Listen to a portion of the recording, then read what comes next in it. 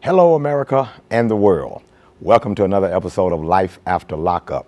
This is a program strategically designed to show the public and society another side of incarceration. We get one view, and usually that view sticks in our mind. And this program is designed to show you that there is another side. There are those that go in and that have some difficulties while they're there. They get out, they have difficulties trying to adjust, and we just like to interview some of those people just to show you that there is another side of life after lockup. Today we have a very exciting guest. Her name is Kimberly Yates, and we are excited, Kimberly, to have you with us today. And I've been looking for this day for a long time, expecting you to come, and I want the public to hear from you and just to kind of get an idea of where you've been, why you went to prison, because they know this show, if you're on this show, you have to be an ex-offender as I am. Mm-hmm. So what was it that sent you to prison in the first place? Well, initially, I did state time, and that was for trafficking in cocaine. Okay. And then I did a second round of time. Okay, the first time, how much time did you do? The first time I received a 13-year sentence. For trafficking? For trafficking. Okay. And, of course, I did that. I ended up serving out 13 years. 13-year sentence. You did a whole 13 years. Yeah. And after that, of course, my mindset was, well, I'm off of parole. I don't have anything to worry about. If I commit another crime, it won't be as bad. Right. So I did commit another crime, and this time it was federal. Was it same thing, same type of crime? Trafficking? No, it wasn't trafficking. It was conspiracy to possess marijuana. Oh, okay. And I received an 8-year sentence, 7-year sentence, sorry. Okay. And, of course, with the federal system, you don't meet the parole board. You do a set amount of time on your sentence. Oh, my goodness. So I ended up doing 5 to 6 years. Of federal time. I'm pretty sure that's how much it was. I try to forget that part of it. Oh, right, I'm sure. Yeah. My goodness. And so that was federal time. So you did 5 or 6 years in federal, and you did about 13 state time. The state time, I'd say it ended up being about 10. About 10. And so altogether you did about 15. About 15 years of my life has been. Oh my goodness, in prison. And you got out from the last time about a couple of years ago? It's been a couple years now. Okay, and now before we get into how you're doing since you've been out, I want to deal with the incarceration period, because a lot of times most of my guests have been men. I've had a few women on it. Most of my guests have been men. And prison, they talk a little bit about their prison life. How was prison? Was state prison different than federal prison? And for you as a girl, how was it? I was in state prison, which I don't think it's like that now, but when I did the state time, you could wear your own clothes, you could have packages sent in. I would say it was easy to do time, and I know that sounds kind of crazy, but it was, you had a lot of conveniences there. Okay. And it was the one thing that you really wanted was your freedom or to see your family, and those were the things you couldn't have, you know. Exactly. So really, in a sense, it wasn't easy to use. I don't really know how to explain it, but in the federal system, it's more, I think, structured. And you have to wear a uniform, and you have to, if you do purchase items, it's from a store there. You have to be told what time to get up. You work, you know, but the work, when I say work, I don't mean you get paid minimum wage. You don't have that option. Right. The bottom line is, no matter what you get or what you're allowed to have there, you don't have your freedom. Right. You don't have your family. So no matter what it is you can have or not have, that doesn't matter. It doesn't matter. You're still incarcerated. You're still incarcerated, and it's just not. It's not good. It's not home, basically.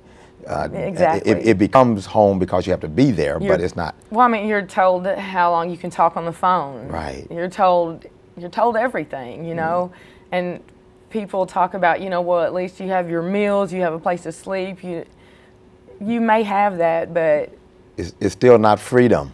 It's not freedom. It's not freedom. Now, and it's hard. Yeah, it's hard. Now that's one of the things I guess that I have to say, because I only did 3 years. You did all of that, and 3 years for me was like a nightmare. So you know, and you multiply times how much you did. I'm sure it was difficult. Now, you had an incident that happened to you. Was it in the state or the federal? In federal. In when federal. I was doing my federal time. Okay. I was assaulted by a prison official, a federal prison guard. Okay.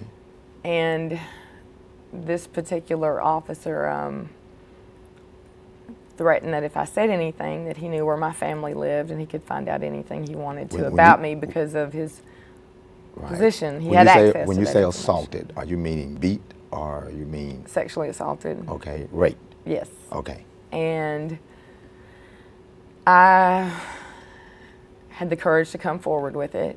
Okay. And because of that, there were some other women that came forward that this had happened to as well, but they were afraid to say anything. Okay. And they came forward, and the gentleman was prosecuted, and he did about 4 months in prison. Okay, 4 months. 4 months in prison. At first, I felt a whole lot of anger, of course, because of that, and I felt as if, well, it's because we were prisoners, we were inmates. Had no rights. Right, and that's why he got a lesser sentence. But you know, it is what it is. You know, he could have gotten life in prison, and it wouldn't have taken away what he did. Exactly. And I could either choose to move on, or I could let it hinder me. Right. And I chose to move on. And you know, that's powerful, because you choosing to move on has made you who you are today. And I want to ask a question. You probably you can't answer it, I'm sure, but you can speculate. Like I can speculate.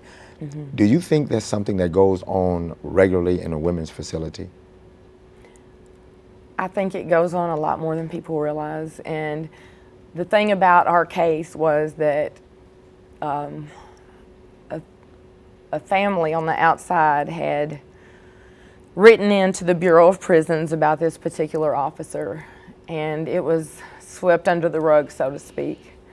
And the thing that makes our case so unique is the fact that, from what I understand from our attorney, is that it's the only one like it, in that the Bureau of Prisons was put on notice about this officer, but they continued to allow him to work in that position, knowing what he had done. Oh man, okay. To someone else. So it probably happens a lot. It's unfortunate. It is. It is very unfortunate. And I'm not saying that everybody in a position like that uses their power, misuses their power, their authority, because I'm sure that they don't. Right. But you know, you have those individuals who, unfortunately, they do. And it's already bad enough being incarcerated, especially a female. Exactly. And when you're told that if you say anything, you know, your family will be harmed, or I know I can get information, anything I want to know about you. Well, you have women that aren't as strong-minded as I am. Right. Exactly. Exactly. And so they do keep it in, and they do just live with it, and they move on, and they carry this with them, and they don't, sometimes they never tell anybody. And I would almost believe that they never really bounce back from it, really. You know, it's probably something that's back there constantly. I don't think that that's something that ever goes away. I think it's how you deal with it.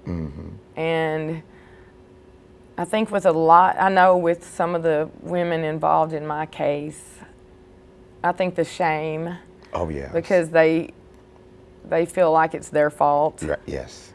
Yes. That they have a hard time dealing with that. I'm sure. But do you ever contact any of those women? Do you guys talk at all? Only through our attorney, because of the Legal situation things, of being okay. on probation, or All unless, right. well, we have permission to Okay. talk to one another, of course, about the case. But as Right. far as there's some really good women, and you know, one of the things that I think is important that people should know is, you know, just because you're incarcerated, I mean, you're still a human being. Exactly.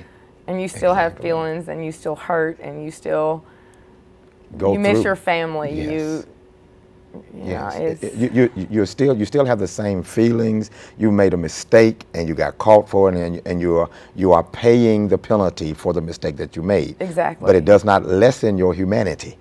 exactly. You know, you're still human. But unfortunately, officers, and they don't like to be called guards, but officers and prison guards, whatever they are, they sometimes seem to think that we are less human because we are having to do time. And that's why they can take advantage of women, and because they're less human.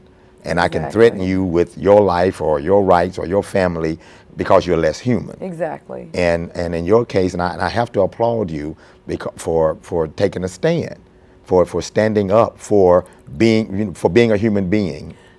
Well, and I want to say this too, because I feel like I should. This is a unique thing that happened to me, that I was able to meet Martha Stewart because we were in the same living quarters. Oh, okay. She was at the same place I was at. Oh, okay. And had it really not been for her, I mean, she was really a bundle of support to me. Great. And she's such a kind woman. She is. I mean, the person that it's just a different person altogether. That, you know, you see her on TV and stuff, but to see her in those surroundings and in that situation, It helped. a lot of compassion. Let me tell you, a lot of compassion. Great. Yeah. So you're saying that she was a tremendous help. a big support. That's great. Yeah. That is great, and that is something that is needed in prison as well as out of prison. And you going through that, did you have to go through the legal process while you were in there as well? While I was in there, yes, and of course, you know, you always worry about suffering repercussions, Right. because you're fighting the system. Exactly. While you're in the system. And that does happen.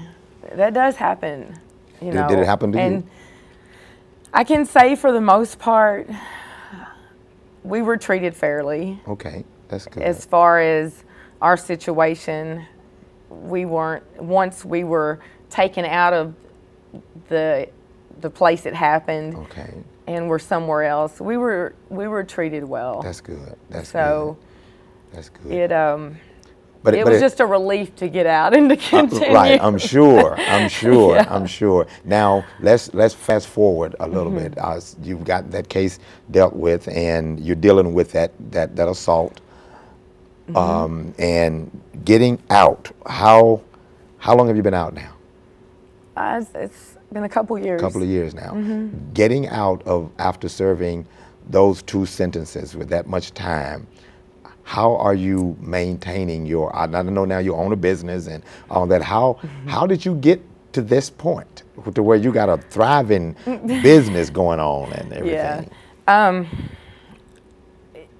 A lot of it has to do with the RDAP program that I took while I was in federal prison. Okay. My counselor, Miss York, was she was my primary counselor, and I can't even begin. I don't talk about her and I want to cry. Oh, that's okay. I mean, I can't begin to tell you what a help. She was. I mean, she, not only that, but she was a very spiritual woman. Okay. And she helped me tremendously. Great. I've been blessed in a lot of ways. My attorney in Philadelphia, who is one of my closest friends, Lynn Ann Westcott, my fairy godmother, Charlotte Scott, she's been a tremendous support. I mean, I can't tell you. My probation officer, and I know that sounds crazy to say. No, if it's truth, it's truth. I got probably one of the fairest, respectable men that you could. I've just been fortunate, you know. I mean, he is one of those people that he'll hear you out. Good. And it makes it so easy. You just don't know it makes it so. And I haven't told him this. Well, you know, it's good. It's good that it's easy to call him and tell him the things that I have to tell him because I know he's going to hear me out. Right. You know. Right. And I've just maintained because you know you have to change your way of thinking. Of course. And you have to accept responsibility for your actions.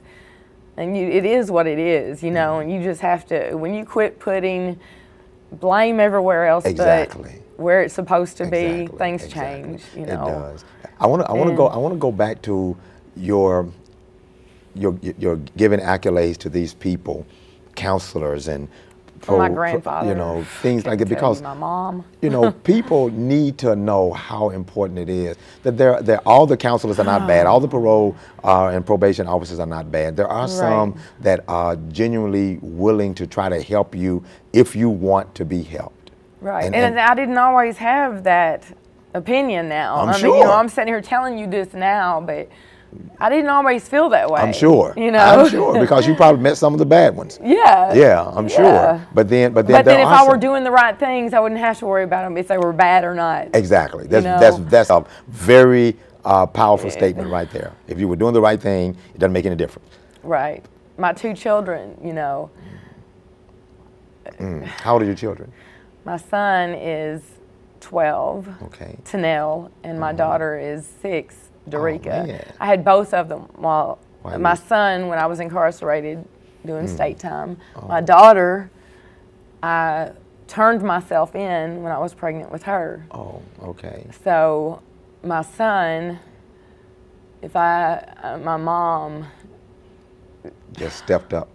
She took care of him and she raised him, and he is, I mean, I'm really proud of him. That's good. And so I missed all that. Yes. Yes. But obviously it wasn't enough for me to stay out because I went back. Went back the second time.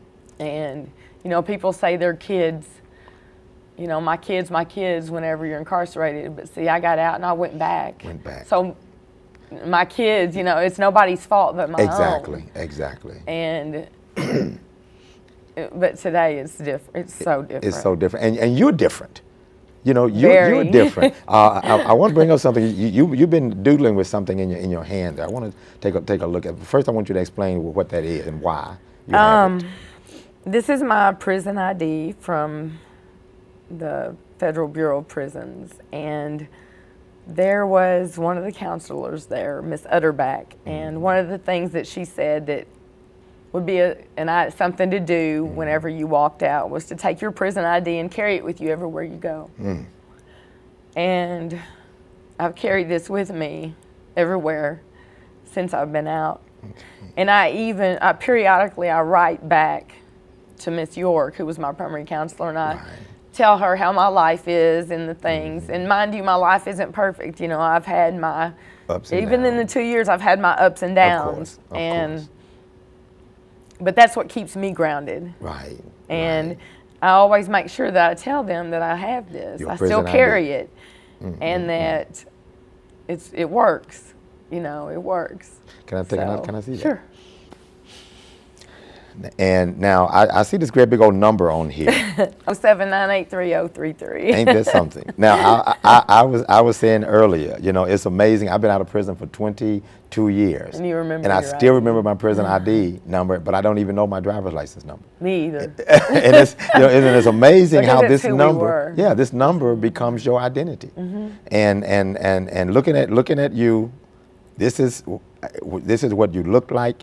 And I'm sure when you look at yourself, you remember what you were thinking, you remember what you were going through, you remember all of that. Everything. Everything. Just to take a real good look at this. And I think that's an amazing thing for a person to do, is to take that ID with them. Take a look at it every now and then, because you'll remember when you took that picture. Yeah.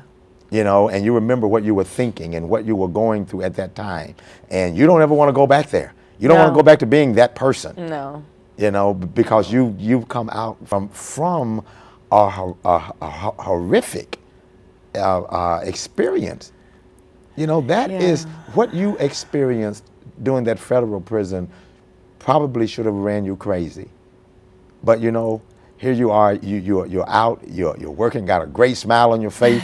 your face is glowing. You know, you're doing great. Now, I'm kind of afraid that you're working yourself half to death, though. But, you know, but you're I'd rather working. work for what I'm working for now than what I worked for then. Now, and which is okay. Explain that. Explain that. Well, it wasn't minimum wage, Right. that's for sure. That's for sure. I don't know, what, 50 cents a day. Don't hold me to that. I know it was. But it was about like that. Okay. It was about like that, 50 cents a day. You make about, what, $3 a month? I'm telling you, you know what? And you went to work faithfully too, Exactly. man. You know, because you want to get out of that cell, you wanted to do something. Right. But here you are now. You're in control of your life. Yeah. You know, and you're doing great. Your business is doing well. It is. Very well. And I have a lot of supportive people. Oh man, you know, this is one of the things that I always say on this program, the importance of support. You know, you have a great support group around you. You had support even coming from prison with your counselors and your parole officer, and now that you're out, you have support. Tell me something. Say what made you just start your own business? What did that come from? How did that come up? Well, I have a lot of determination, and you know, it is hard to get a job being a convicted felon, but it's not impossible. Right. It's not impossible because I did gain employment, but you know, I thought, you know, do I want to do this for the rest of my life? Right. I mean, I know what I'm capable of, and I know what I can do. Right. And I said, you know, I'm either going to do it or just keep being okay where I'm at. Right. So I did it. And I took a chance, and I started in my grandfather's driveway. And you started washing cars. Washing cars. Driveway. My brother helping me. My brother Bobby helping me.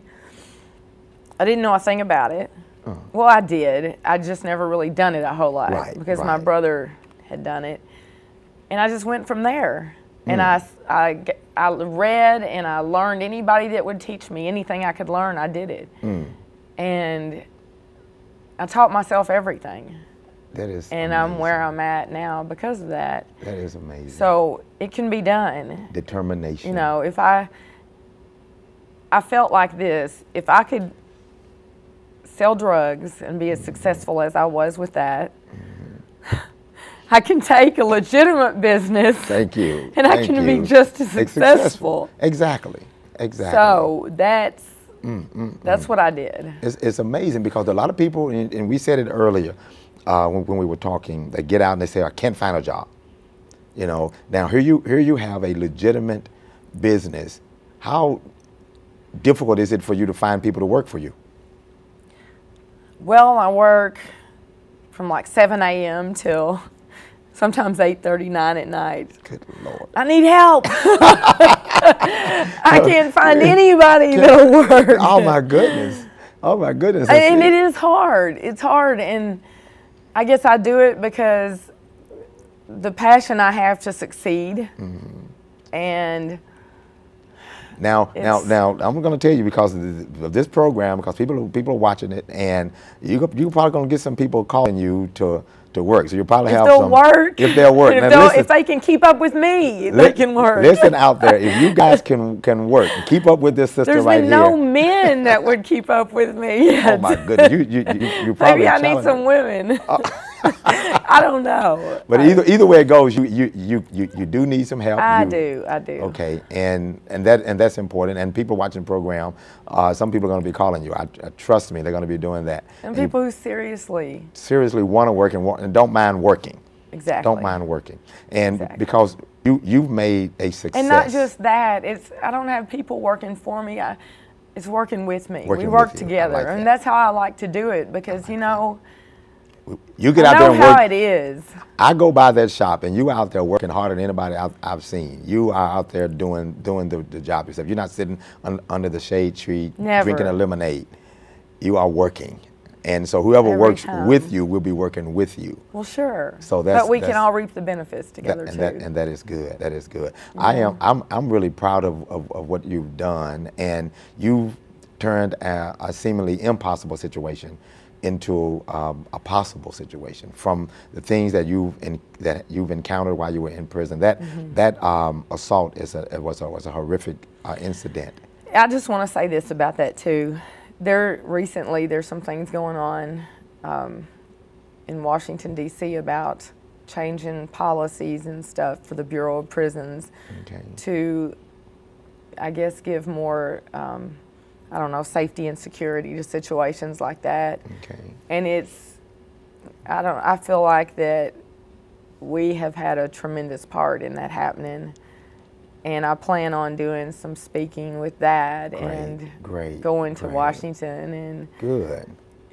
It's just, I want it out there. Good. And that's my way to get through it, is to expose help it. other people. Good. Exactly. Good. You know, it took a lot of strength and courage for you to speak up when it looked like that really you were at a disadvantage, because you were still incarcerated and they had basically control over you.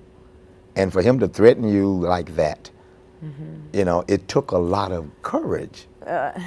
I think I had a lot of anger. And I'm one of those type of people that when I'm hurt, and I mean, I just was very angry. I mean, I was very hurt, I mean, I was mentally, I can't even tell you, but there was the anger overrode everything. Everything, so you didn't care.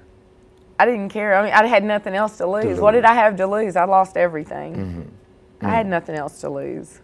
Nothing. So in all actuality, he assaulted the wrong person. In all actuality. Maybe the right person. The wrong person for him, but the right person. The right person for me. For other women. For other women, because you exposed it and you got help for other people. Yeah. And you're taking it all the way to Washington. That's bravery. That's commendable right there, sis. And I'm just, it takes that. And I want to say this to every female that's out there that's listening to this program. Don't hide anything when somebody does something to you. I don't care what they say about telling. You expose that, because you never know what it will do for somebody else. I am so proud of you, and you've come through some things. I mean, when I say through, you've come through them, on the other side of them, you know, and you're doing a good thing for the community with the car wash, helping people with jobs. You know, and that's a good thing. Nobody, if I didn't know that you had been there, I would know it by seeing you. You know, you got a good head on your shoulders. You're doing a great thing, and you're a hard worker. You work too hard. Slow down. We need you out there. Take a vacation. take a vacation. We need you out there. No, you're not gonna get me out there. No, it's too hot now. But I did my share of chopping cotton and all that kind of stuff as a kid, so I'm not gonna wash no cars. But you've done excellent. Is there anything else you want to say that to anybody that might be listening? It's possible. It's possible. It is possible, and there are people there to help. You just got to ask. You have got to ask, and there's just more people that understands than you realize. And that's good. I tried to do it by myself, and you know what? It just don't even work. Can't do it. And you need people, and you need good, positive people. You do, and when you really change, you'll know you really change. Not to change just because it's what everybody wants to hear and because it's what you're supposed to do to get through. But when you really change, it's true about the people that you are around, the majority of your time will change. It will. Thank you again for watching Life After Lockup. Call somebody and let them know when we're on. God bless you.